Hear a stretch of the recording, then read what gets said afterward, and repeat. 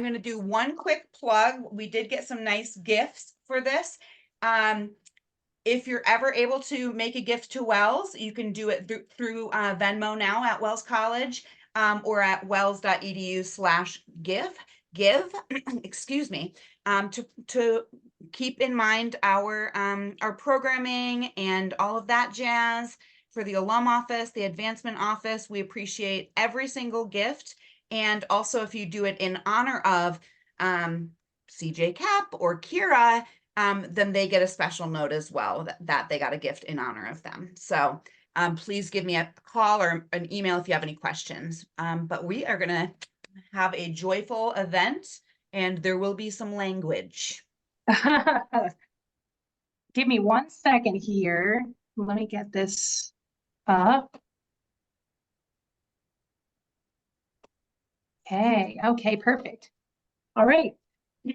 Okay, so and you can see my screen. Okay, fantastic. All right, yes. Well, Rachel is right. There is going to be a little bit of language, a little bit of sexual content. You know, we are all adults, and history includes many, many things, including everything. So as wonderful CJ Koepp told me, history is everything, and everything has a history. And this is going to be kind of my life as a historian, and you know, just what that encapsulates. So so let's jump in. So seeing the world through a historian's eyes is truly stunning. Everything you see has so much depth and weight, it can nearly crush you. There is no surface, just generation upon generation, back and back, since time was time. History is everything you see, everything you touch, taste, or smell. Your whole world is history. Every conceivable subject has a rabbit hole, and let's be perfectly honest.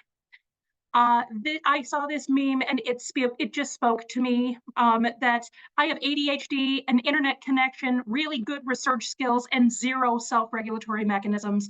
That is fully who I am, and it just really does explain an awful lot about this. So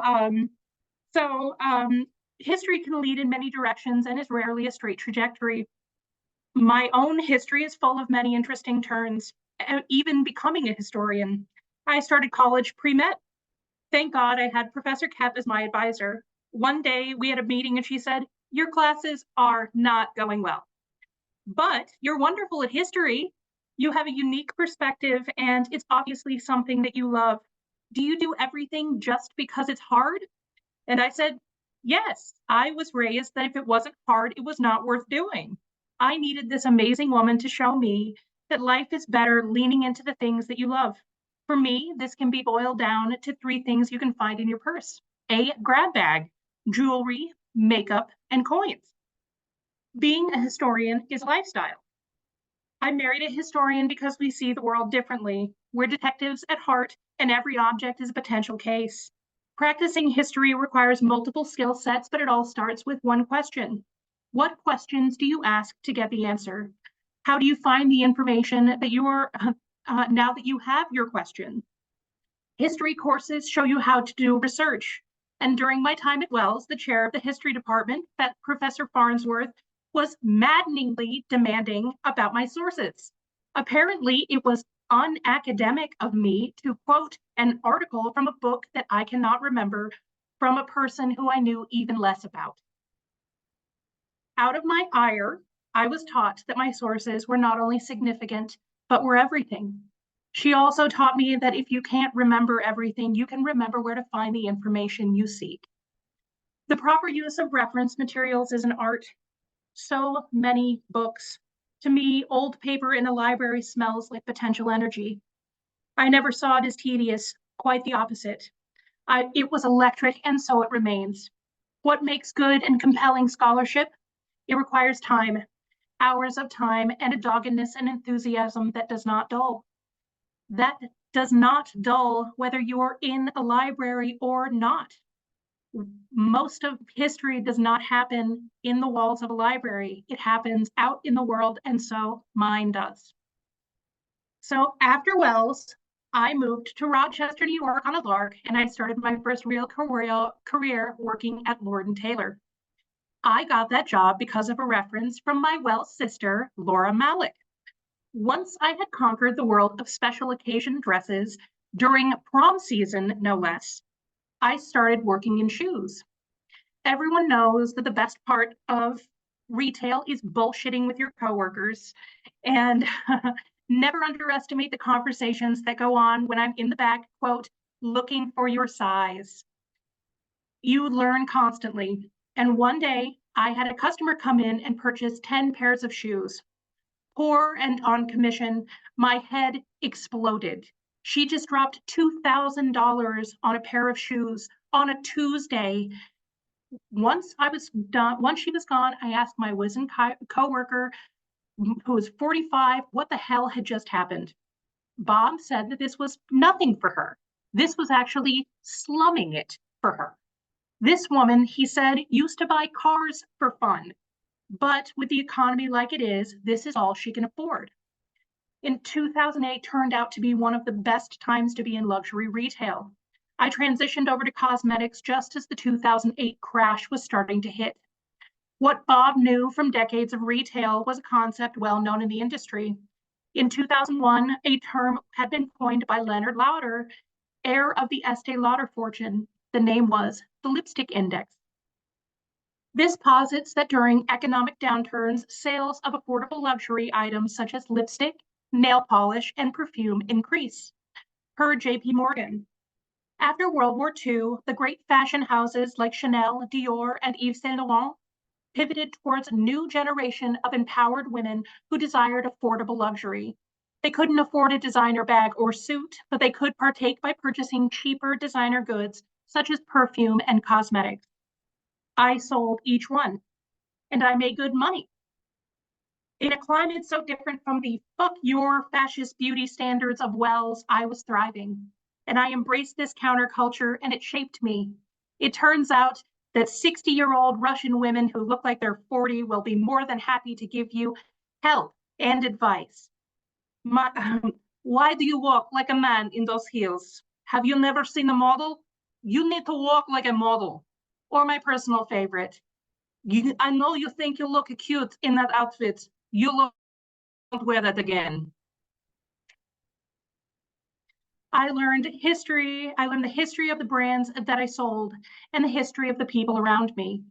Understanding the opulent 1920s world that created Chanel and the iconic Chanel No. 5 helped me sell. The deep amber color and the intense notes of musk, sandalwood, and cognac was the scent of the gaggingly extra jazz era. I had a woman come into the store straight out of the Great Gatsby. She was dripping in yellow gold and wearing a floor-length fur coat. She strode up to my perfume counter and said, I'm over Chanel. What have you got for me? I'll be back once I'm done shopping, and just walked away. So I got every caramel-colored, gold-topped bottle that I had. By the time she returned, I had 6 samples she swooped up with barely a word. A week later, she returned. She purchased the whole set of every sample I had given her. It was another $2,000 sale. Per the lipstick index, the roaring 20s was over for this lady. Besides a paycheck and insight, I picked up a little product during my time as a makeup artist that was always in my bag. Benetint Lip and Cheek Stain. Just a few swipes and I'm nice and rosy and a little less corpsey. I looked up the history of one of my top products. Per Allure magazine. The founders of Benefit, Jean and Jane Ford, created their very first product, Benetint Lip and Cheek Stain, as a nipple tint for exotic dancers in 1976 in their small shop in San Francisco. Yup, the product that is now perking up everyone's lips and cheeks was originally intended to make nipples of the dancers in the Mission District stand out just a bit more. The Fords boiled rose petals and carmine to produce a red stain after a dancer requested something to make her nipples more prominent. The woman loved the concoction so much that she gave a couple bottles to her fellow dancers, and the rest is history. It was the, you have a question? Deb from 78 typed a message in the, sorry, in the chat, and it says she worked for an advertising agency earlier in her career, and the owner Yes. of the independent agency quoted this lipstick index often in their strategic marketing sessions, and so it's still with her today. So I just wanted to pop in and say that. I love this. I love it. Now, I'm Fitting with sorry, the these things, faux eyelashes too. this is, now wait, Mikey, I got you. You just wait. I'm sorry about the sun. This is the best way for me to sit. Here, actually, let me move. Yeah. Oh, what'd I do? Okay. Okay, sorry. Oh boy, now I'm really bright. Okay, well, again, these things seemingly insignificant, but I'm sorry. Yes, perfect. Thank you. Husband, got it. These things seemingly insignificant, and that's the whole point of this, is insignificant things are the world around you and they are history. So, it was the beginning of the Benetton Empire, and it continues to be one of their top-selling products. That curiosity gave me an insight that makes me grin every time I use it. Benetton isn't the only thing that is making my cheeks a little pink. The job shaped me in no small way. I will always encourage people to work in retail to have a better idea what it's like on the other side of the counter. It will make you more compassionate and maybe a little more patient when you have to wait an extra 5 minutes. Also, it will teach you what it's like to say thank you to a woman who's treated you like a dog while wearing a $5,000 suit. While I was a makeup artist in Rochester, I met my husband through my Welsh sister, Laura Malik. Shout out, you Laura Malik. Double shout out, Laura Malik. Wells can give you many gifts, but as far as my Russians were concerned, it was their doing. You see, we teach you how to be a woman and you get a man. Thank you, Natasha. I owe you one. Our joint history dropped us in Austin, Texas, and moving west for opportunity, just like my own relatives have had done 150 years before. I was at a loss for a career, and I reached out to different history internships to get my foot back in the door. Unfortunately, they did not have any spots, so I kept hunting. Under internships was posted an opportunity for a bench jeweler. I applied and I got a call. I walked in looking like an immaculate makeup artist, and apparently that was the wrong move. Thinking I was a fancy cream puff, the lead jeweler sat me down for a perfunctory interview, and as I had absolutely no experience, he asked the standard fare to find out if I had any relevant skills at all. As we were wrapping up, he asked me what I like to do for fun. I told him that my husband and I had recently gone to see a comedian at Austin City Limits. I said that it was fucking hilarious, and I put my hand over my mouth. I cannot believe I swore in an interview, and he looked at me and laughed and said, "You're going to fit in just fine in the shop." I started as an apprentice jeweler the day after Christmas 2012. Working as a jeweler turned out to be its own history internship. One day, an RV with South Dakota license plate pulled into the store. Being from South Dakota, these are my people. I ran out to meet them, the only appropriate Midwestern thing to do. It turns out they were not from South Dakota, but rather registered the RV in which they lived by some bureaucratic loophole. I was disappointed, but I asked the woman what I could do to help her. This simple woman handed me one of the most beautiful engagement rings I have seen to this day. It was a 2-stone engagement ring. The diamonds were approximately 1.5 carats apiece, 1 white, 1 canary yellow, old mine-cut diamonds. In the 1800s, when it was created, the toi et moi, or you and me, was the height of style. After Napoleon proposed to his Josephine with a toi et moi made of sapphire and diamonds, it was the symbol of passionate and royal love. She said that it had belonged to her husband's great aunt, who had been the daughter of what she phrased to be the Ford of carriages. I was astonished. I told her that this antique ring was very valuable and that she needed to get it insured. We sized the ring, and when she came to pick it up, she brought a couple things to show me. She said that no one else had ever been interested. A picture, a necklace, and a pamphlet. The picture of his great aunt was amazing. A middle-aged woman in a severe late 19th century dress with embroidered dragons on the bust. And she was wearing the ring. I commented on the dragons, and she said that she had never noticed them. But she said it made sense because his aunt had been a world traveler, and she had been a world traveler once she was widowed. Then the woman said, "Oh, and in the RV, we have her original Louis Vuitton steamer trunk that she used to travel. It's lined in pink and white striped silk." What I would have given to see that trunk. I told her the whole lot should be donated to a museum. The provenance was exceptional, and I said a historian would die to get this story, as I did. I wish I had gotten pictures. I wish I had gotten names and the opportunity to go down a rabbit hole, but sometimes all you get is what is presented to you in the moment. Sometimes it just becomes merely a cherished anecdote. Sorry, Professor Farnsworth. Not every piece that I work on has such provenance, but every piece I work on has a history. In the decade I have been a jeweler, I have seen styles change so much. There's much you can infer. Let me guess, you got married in 1989-ish? They look at you like you're a clairvoyant. I spend every day creating a part of history. Every piece I touch has a moment attached to it. Joy and grief, literal lines on a family tree. The joining of families, dates and initials engraved. I create new jewelry and repair the old. I turn antique family heirlooms into treasured gems. The malleability of metal and the toughness of stones has made this kind of adornments that I work on part of cultures since 4400 BC.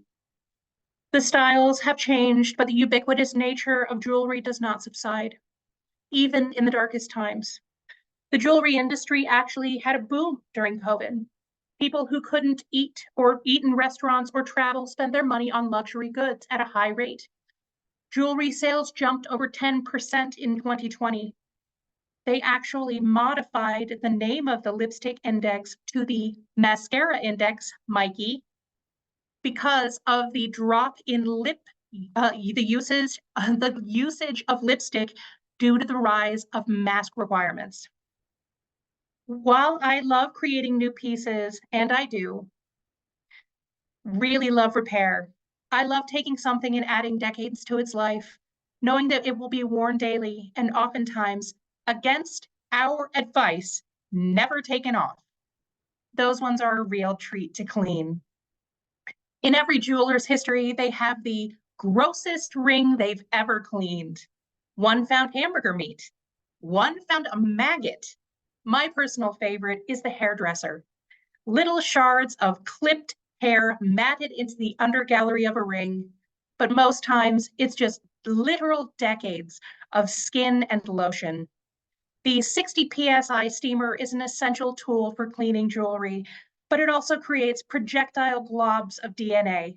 My suggestion, cover your mouth. A detective's eye is needed when doing repair. You can see when the metal has been added to prongs who have been worn over time. You will see seams from thinning from sizing a ring. Size down, you cut open and take metal out. Size up, you cut open and put metal in. Shape with pliers and hammers and solder with a torch or laser. That is visible history, even if sometimes magnification is required.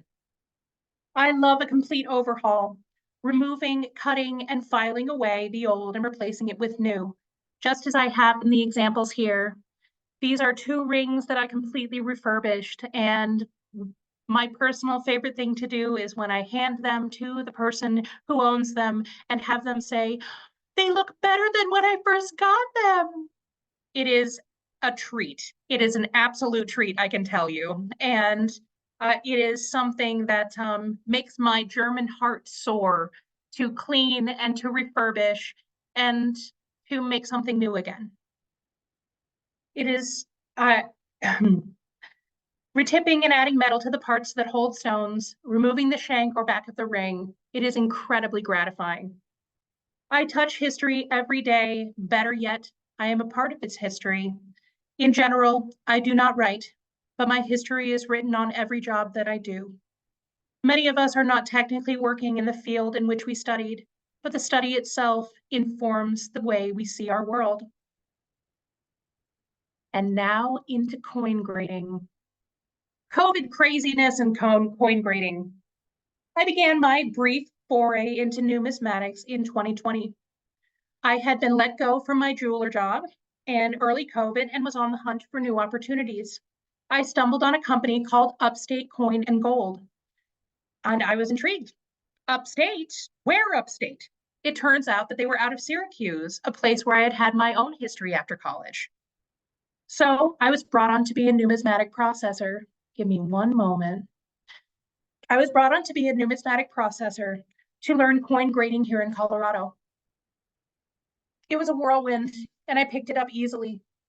The company was a wholesaler, so instead of one coin at a time, I was grading 1,000 or 2,000 or a bag of dimes, which is 10,000 coins, and you've got 7 bags to get through. 70,000. Better get started. So, remembering little tidbits of history helped me authenticate the coins moving through my hands. I was trained to grade American silver coinage. Thank you, Steve. I started grading dollars. It wasn't long before I found my first counterfeit, a Morgan dollar. Kyra Morgan. A Morgan dollar minted from 1878 to 1904 and revived in 1921. A beautiful coin. It is the most collected coin in the world. This particular coin was minted in 1895, or so it said, in Denver. Something about that looked a little off. Then I remembered Morgan dollars were not minted in Denver until 1921. I reached out to an expert and asked him about my 1895 D Morgan dollar. And he said, that's rare, super rare. It does not exist. And it didn't. It didn't exist. And in that batch of 84 coins, there were 32 counterfeits. Having a keen eye and a knowledge of history saved my company, and boy, it sure got me some pats on the back. Knowing that history was essential to the process. For instance, coins minted in Carson City before the arrival of the railroad will never be pristine. The Wells Fargo wagon, shout out Wells, carried the coins over the treacherous Sierra Nevada mountains, and in the bags, the coins knocked against each other, creating what it's called in the industry, chatter. If you find a gorgeous, untainted Carson City dollar, you've got yourself a fake. Due to their rare mintage, the Carson City dollars remain some of the most desirable coins to collectors and still compelling to counterfeiters. I was training a girl named Lucy when I was doing coins, and she brought me a black dime, a barber dime, made from 1892 to 1916. This particular dime was from 1906 and was minted in San Francisco. I had encouraged her that her job while sorting coins, no matter how many, was to always ask questions. What did this dime mean to someone when it was minted? It could be the difference between eating or starving. Is the coin undamaged because it was locked in a millionaire's vault, or because someone's great-grandmother hid it under a mattress just to have something in case the worst happened? 1906, San Francisco? Lucy, I wonder if this was burned during the Great Fire. Great Fire? Yes, after the Great Earthquake. And I just said, oh, Lucy. She was wonderful to train because she would enthusiastically come on my journeys down the rabbit hole. My question, what had happened during the San Francisco Mint during the Great Earthquake and Fire of 1906. A cursory Google search led me to the Wikipedia about the Second San Francisco Mint. Don't shit on Wikipedia. If they cite their sources, it's a great jumping off point. The book cited was A Mighty Fortress by Nancy Oliver. Trying to get my hands on the book proved difficult. $1,000 was a little shocking, so I looked into the author, Nancy Oliver. It turned out that the price of the book was inflated substantially by the lack of extant copies. Nancy and her husband, Robert Kelly, also a historian, had recently experienced a house fire and the loss of their extensive numismatic library. They lost primary sources, their original manuscripts, and worst of all, Robert's mother was killed in the blaze. I reached out to Nancy to extend my condolences and to ask if there were any copies of the book available for me to read, as she and her husband are the authority on the San Francisco Mint. I utilized the other great resource to historians, other historians. Immediately, I received a reply. Nancy opened with, "Welcome to the fun and fulfilling world of numismatics." 2 exclamation points. 2, this woman is an absolute treasure. Engage a historian on their topic of choice and you will have a friend for life. Not only did she send me a PDF of the book for free, she also got me connected with a man who is dispersing his numismatic library for the good of the community. I got a single book, and that turned into 8 books, all gratis, because I asked one question. A Mighty Fortress was a compelling read. The original San Francisco Mint was created in 1854 to process all the gold mined during the gold rush in California. In the 20 years the first mint opened, $400 million of gold bullion was turned into coins, but operations had outgrown their facility. Plans were drawn up for a building with specifications heretofore unseen. The architect sought to create a impenetrable vault that would resist all attempts at robbery. The granite extended 16 feet down. It was tunnel-proof and blast-proof, and the building had an E-shaped portico which surrounded a courtyard that even contained its own artesian well. Very fancy. The second San Francisco when it opened in 1874. Its state-of-the-art facilities could keep out robbers, but apparently it could not keep out vermin. My personal favorite story in A Mighty Fortress was about a janitor who was the best rat catcher in Mint history. The gentleman was killing literal trash cans full of rats almost daily, and bank management could not be more pleased with the swift eradication of such a nuisance. What they did not know was that the custodian was cutting open rats and slipping in $20 Liberty Head gold pieces, currently valued at approximately $3,000. Cutting them into the corpses, stitching them up, and disposing of them outside. Once dark, he would return and retrieve his gold. By the time this was discovered, there was no way of knowing the sum of what he had taken. Underestimate your subordinates at your peril. Despite the gold-filled rats, the Mint was impervious, not only to theft, as it turns out, to natural disasters as well. Business grew exponentially, and in the new building, and by 1906, the Mint held fully of United States gold reserves. On April 18th of that year, 7.9 magnitude earthquake struck California. The earthquake was only the beginning. Broken gas lines started fires across the city, and the rubble made them impossible to extinguish. Insult to injury, the event became known as the Great San Francisco Earthquake and Great Fire. Back to our little black dime. Was it burned in the blaze? As it turns out, the second San Francisco Mint was one of the only places to survive intact. The dramatic specifications of the building saved it from the quake, and the fancy artesian well was used to extinguish the flames, licking at the exterior of the building before the damage became anything more than cosmetic. Not only did the Mint survive, it also became essential to the survival and revival of the city. All other financial institutions were temporarily shuttered, and the Mint, never intended to be a bank, became a bank, the bank. Mint production was halted and the doors were opened so that money could continue and to move and the expensive business of reconstruction could begin.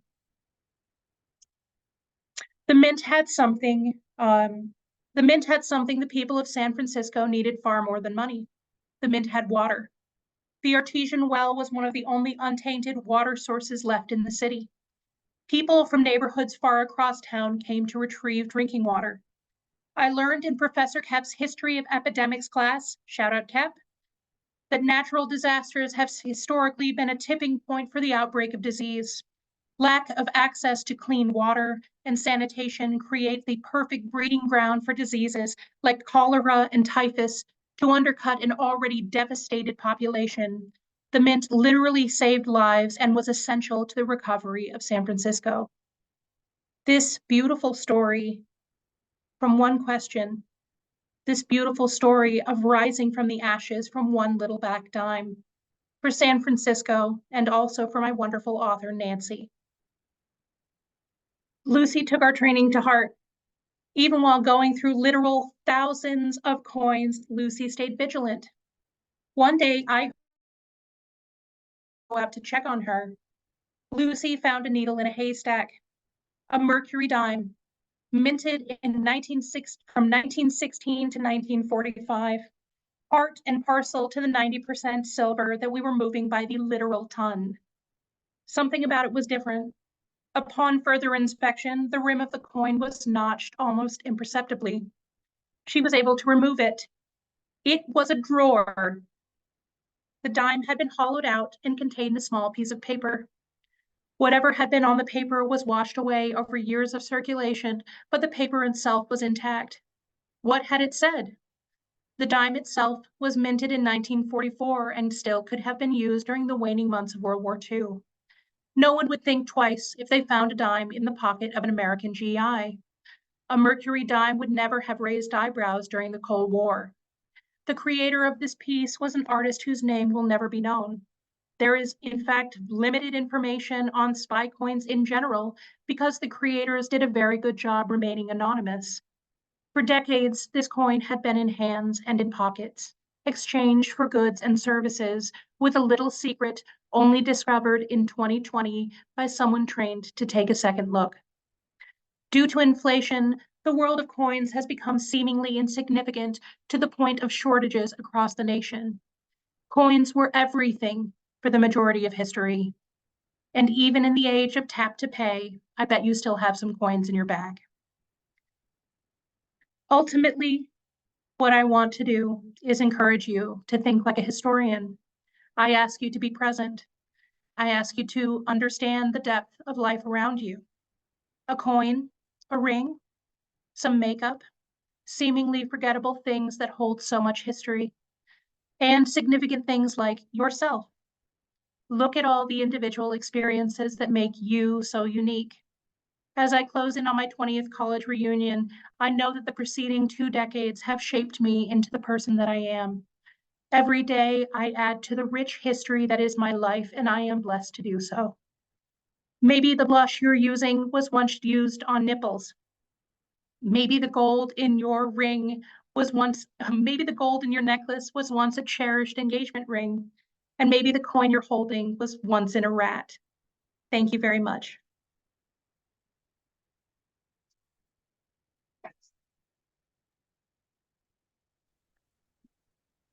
I can't hear you.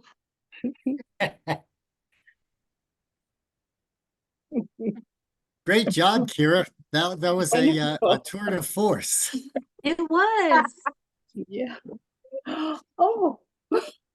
I was a coin collector in the 1960s because my grandfather he came to the United States right before World War I, and he lived through the Depression, and he lost money that he had deposited in banks. You bet. So he in the basement of his house, underneath the last step down to the basement where the coal furnace was and the coal bin, he made a little drawer that went under the step, You and he bet. put silver coins in there. And I recognized the barber head dime or the coins and that was and the silver dollars. That's really cool. So Yeah. You know, I hear this story many times, and a lot of the coins that I touched um, literally would bring me to tears with the absolute stunning beauty. And more often than not, it was because they were hoarded by an individual, not by a corporation, not by a millionaire, but by somebody who just knew they needed something. And you always knew that you had something. And that right. is so dear to me. And I would never let someone, again, Lucy, who I was training, I just said, a dime seems like nothing to you. A dime was everything to someone. Yeah. Oh yeah. Yeah. Particularly people like my grandparents and parents who came through the Depression. I remember my mother used to her father told her to put when he gave her 2 pennies we go to the store to buy something, she'd put them in her shoe Yeah. so that they couldn't be lost. And she lost one once, and she's to this day she feels bad about it. A penny, but yeah. Born in 1913, and he always said pennies make dollars. Right. And that is, I mean, what a philosophy. And this is ultimately, again, look at how that history informs how I see history, which is these little things are so significant and they make up what is life. So I've heard that story again, maybe a couple times, and different coin collections I've had the honor to grade of people who have passed away and their relatives saying, um, I don't know what these are, but these were very, very important to him. We didn't even find them until after we cleaned out the house. And Right. that is, oh boy, it is just treasure, absolutely treasure. Yeah. Yeah. Yeah. Mhm. Well, we'll open it up. If people have questions, feel free to ask. We'll check the chat too. Don't be shy. I'm certainly not. Well, if I may ask one more question, Kyra, what was the most expensive, exotic, whatever piece of jewelry you ever encountered in your career? Oh boy. See, I have so many, and I That'd am be tough. blessed. No, but this is the whole thing. I have so many, but I have one, and I will be able to send you a picture of this. I worked on a platinum brooch within the last year. It looked like something that Marie Antoinette would have worn. I Wow. know that the history of it does not go back that far, but I guarantee you it was a Cartier piece. It had been modified and modified and modified. So at some point it had lost the stamp, but the workmanship was unlike anything I have ever experienced. It was so spectacular. It was set in platinum and old mine cut diamonds. And there were just things about it where when you say that it is priceless, I truly mean that it is priceless. And it is the kind of thing where when you work with other jewelers, you pass it around and everyone stops what they're doing and just goes, let me get under the scope. And you look at every little bit of it under the scope. And it was attached to a chain that was made with diamonds, diamond beads. And that Whoa. it was just, that's one of those things where it just happened to come into my hands. And I was repairing the chain, and all I thought was, I certainly will be careful with this little treasure. So I've worked on the most expensive piece I ever worked on was a ring that was $750,000.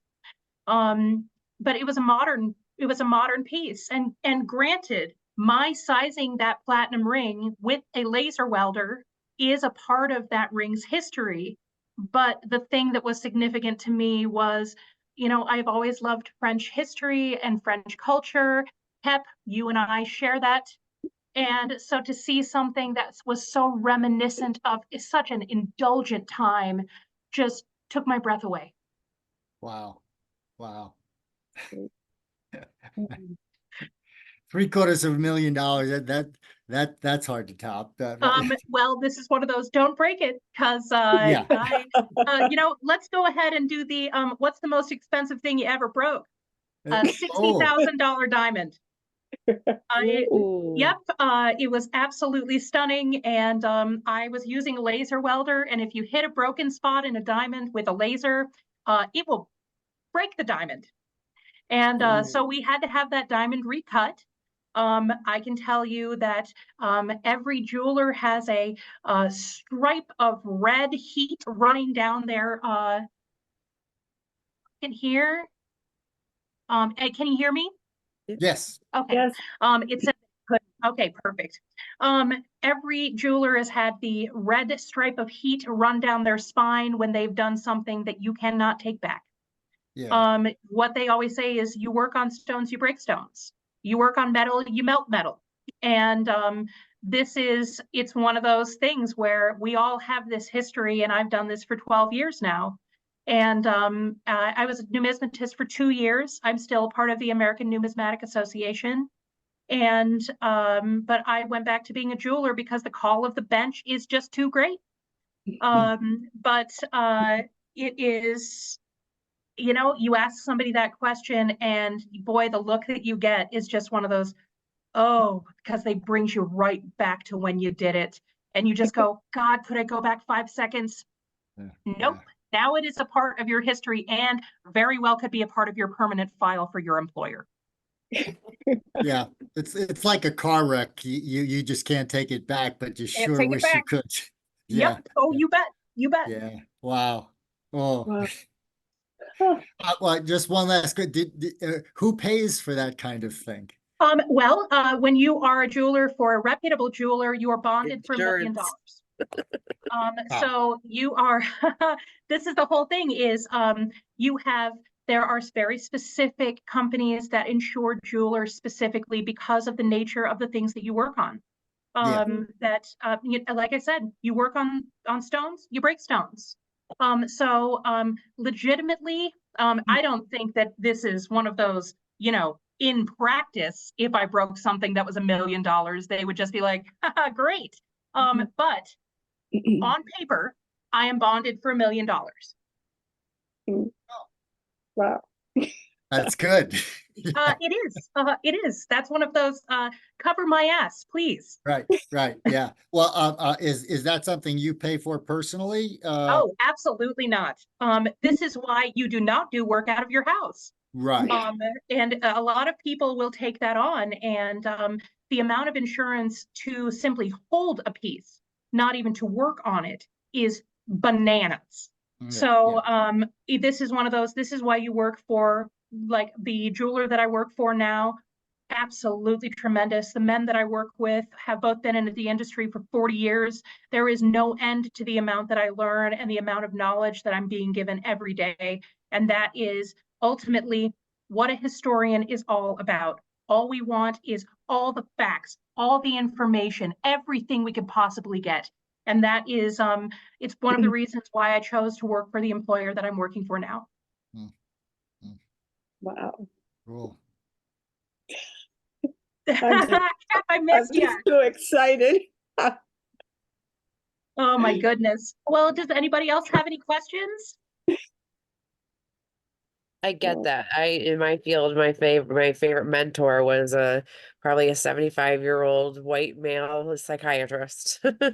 Because he was a wealth of information, and he came into the field. I'm a therapist, and he came into the field when psychiatrists were still doing psychotherapy. So Yeah. he has the background of both the MD, the medications, but also of the psychotherapy. So the amount that and he was willing to teach, he was willing to mentor. So you can learn so much from people if you're, willing to work under them. That is, it is. So I became a jeweler when I was 28. I burned my hands on a polisher for 40 hours a week.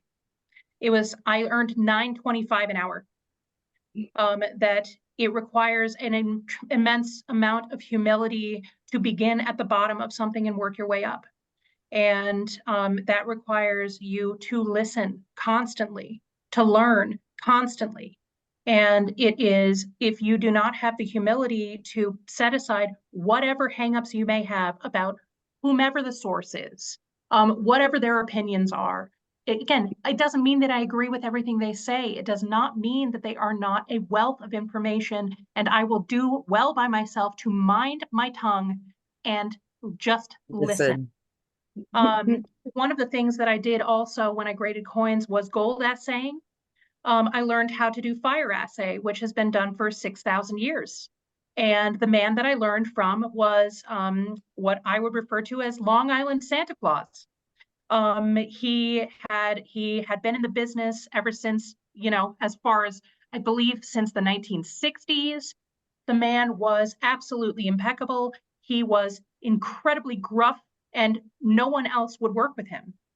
This man had more knowledge in his pinky than the entire facility that I worked with. And I followed him around from the moment he stepped foot in the door to the moment that he left. And I learned how to do fire assay. I learned how to do chemical stone removal. I learned how to do so many processes that have been done since before we even knew the products or the acids that were being used to do these things. This was a tremendous, tremendous opportunity, and everyone else hated him. And it was just one of those, you can hate him, that's fine. Learn from him. Right. I'm going to just pipe in right now to say that I forgot to turn the recording off. So I'm going to do that. Okay. Sorry. No No, worries. they want to hear about gold assaying and Long Island